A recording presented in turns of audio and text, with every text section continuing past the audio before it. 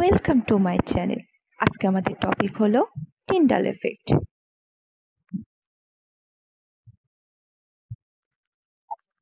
আমাদের আকাশের রং কেন ব্লু হচ্ছে, তার কারণটা কি, সেই সব কিছুই আজকে আলোচনা হবে এই ক্লাসে। চলো দেখা যাক টিন্ডাল এফেক্ট। দেখো, টিন্ডাল এফেক্ট বা টিন্ডাল প্রভাব। অন্ধকার অবস্থায় কোলয়েডের মধ্য দিয়ে আলোকরশ্মি পাঠালে কোলয়েডের কণাগুলো দ্বারা আলোর বিচ্ছুরণ ঘটে এবং কোলয়েডের মধ্য দিয়ে আলোর গতিপথ পাশ থেকে দৃশ্যমান হয়। এই ঘটনাকে টিন্ডাল প্রভাব বা টিন্ডাল এফেক্ট বলে। আচ্ছা, এইগুলো শুধু বলেই কি বোঝা গেল না জিনিসটা?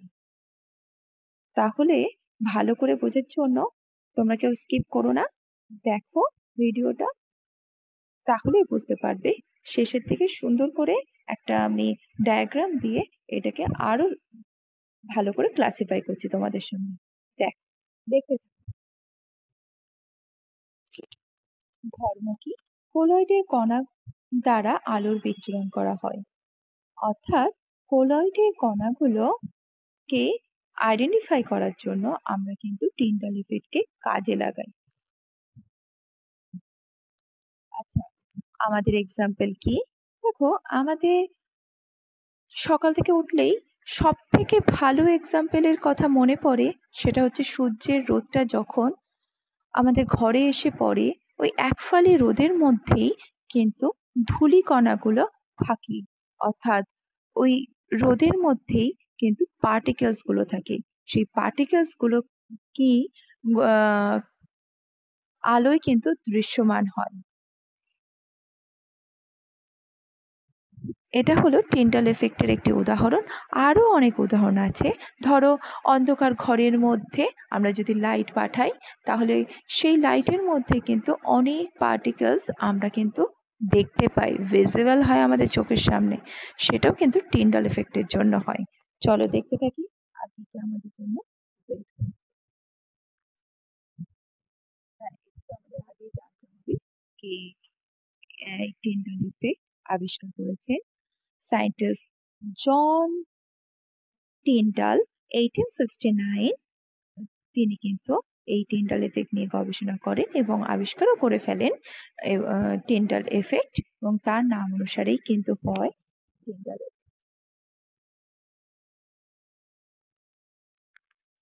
আচ্ছা, এটা কিন্তু মোস্ট ইম্পর্টেন্ট এই জায়গাটা, কেউ স্কিপ করো না। এই জায়গাটা খুব ভালো করে মন দিয়ে শোনো। দেখো, আমাদের সলিউশন বা দ্রবণ, এটাকে তিনটি শ্রেণীতে ভাগ করা হয়। কি কি? এক হলো ট্রু সলিউশন, আরেকটা হলো কোলয়েডাল সলিউশন, আর একটা হলো প্রলোভন বা সাসপেনশন। দেখো, আমরা এই তিনটে সলিউশনকে কিভাবে আলাদা করব। দেখ, ফার্স্ট হচ্ছে ট্রু সলিউশন। সেটা কি জিনিস, কোলয়েডাল সলিউশন কি জিনিস, সাসপেনশন কি জিনিস, এগুলো সম্পর্কে একটু আমরা পড়ে নিই, ডিটেলসে জেনে নিই। দেখো, আচ্ছা, এই যে আমরা তিনটে পার্ট করলাম, সলিউশনকে তিনটে ভাগে ভাগ করলাম, এটা কিসের উপর ডিপেন্ড করে করছি? এটা হচ্ছে ওর সাইজের উপর ডিপেন্ড করে করছি। অর্থাৎ আমরা দেখব যে কোনো কোনো সলিউশনের পার্টিকেলসের সাইজ খুব ছোট, আবার কোনো কোনোতে খুব সামান্য বড়, আবার কিছুতে আরো বেশি বড়। তো কার ক্ষেত্রে কি হয় সেগুলো আমাদের জানতে হবে।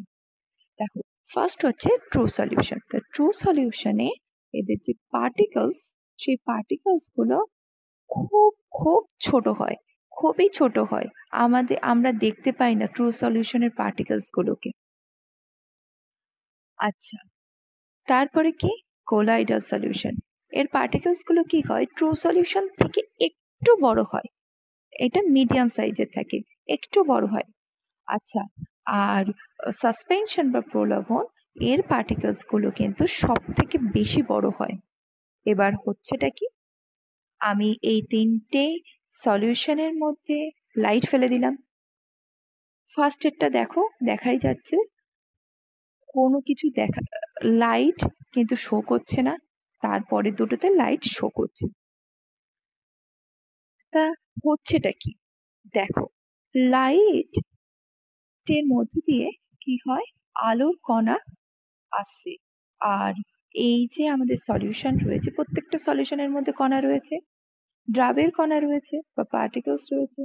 এই পার্টিকেলস বা দ্রাবের কণাগুলো কি হচ্ছে, আলোর যে কণাগুলো তার সাথে একটা সংঘর্ষ হচ্ছে, এবং সেই সংঘর্ষ হওয়ার জন্য কি হয়, ওখানে কিন্তু আলোগুলো কি হয়, তার গতিপথ থেকে একটু একটু করে সরে যায়। এখানেই কিন্তু কি হয়, আলোর বিচ্ছুরণ হয়, বিচ্ছুরিত হয় আলো, বা স্ক্যাটারিং হয় আলোর, লাইটের স্ক্যাটারিং হয়।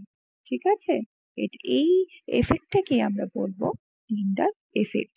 দেখো, ফার্স্ট একটা ক্ষেত্রে ট্রু সলিউশন এর ক্ষেত্রে এত ছোট এর পার্টিকেলস গুলো যে লাইটের পার্টিকেলস এর সাথে এর কোনো সংঘর্ষ হচ্ছে না, তাই কোনো টিন্ডাল এফেক্ট শো করছে না।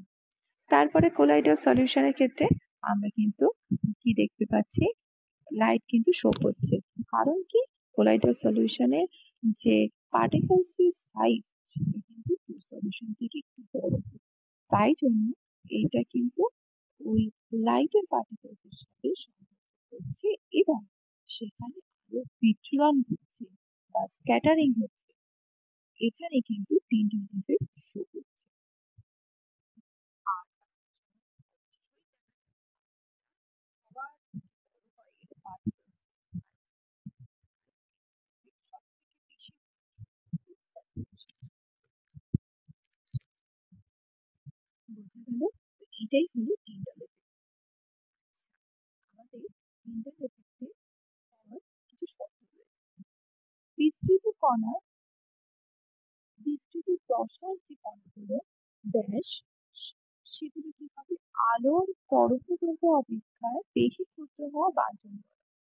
মানে কি, আলোর যে তরঙ্গদৈর্ঘ্য অপেক্ষা যদি অনেক অনেক অনেক ছোট হয়, তাহলে কিন্তু টিন্ডাল এফেক্ট শো করবে না। ২ নম্বর কি, বিস্তৃত দশা আর বিস্তারাঙ্ক এর যে প্রতিসরাঙ্ক, তাদের মধ্যে যে পার্থক্য সেটা কিন্তু বেশি হতে হবে।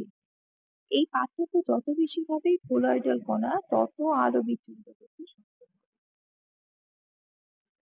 Next, আচ্ছা, ইউজেস। খুব ভালো একটা ইউজেস বা ব্যবহার হলো কোলয়েডাল সলিউশনে, সেটা হলো হচ্ছে আমরা যে সালফিউরিক অ্যাসিড তৈরি করি, সেই সালফিউরিক অ্যাসিড তৈরির সময় আমাদের তো অনেক কটা স্টেপ রয়েছে। তো তার মধ্যে যে স্টেপটার ক্ষেত্রে আমাদের আহ এই টিন্ডাল বক্সটা কাজে লাগে, সেটা আমরা একটু দেখে নেব।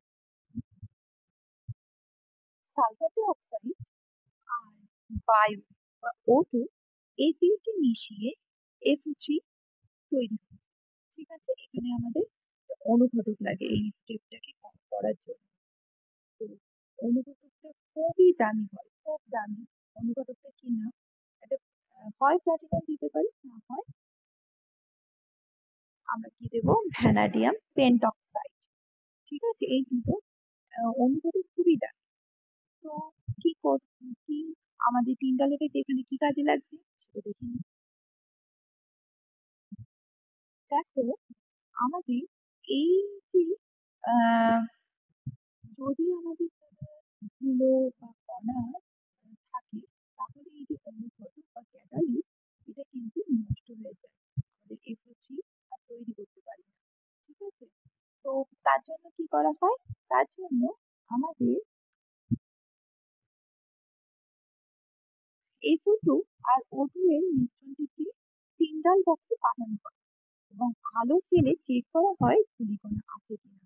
যদি ধূলিকণা থাকে, তাহলে আমাদের সেটাকে ধূলিকণা সেই সলিউশন থেকে সেটাকে আমাদের উম, উম, সেটাকে রিমুভ করে তারপরে কিন্তু পরবর্তীতে আমাদের এগোতে হয়। ঠিক আছে, তো এটাই কিন্তু আমাদের টিন্ডাল এফেক্ট। আচ্ছা, তোমাদের যদি ভালো লাগে তাহলে অবশ্যই লাইক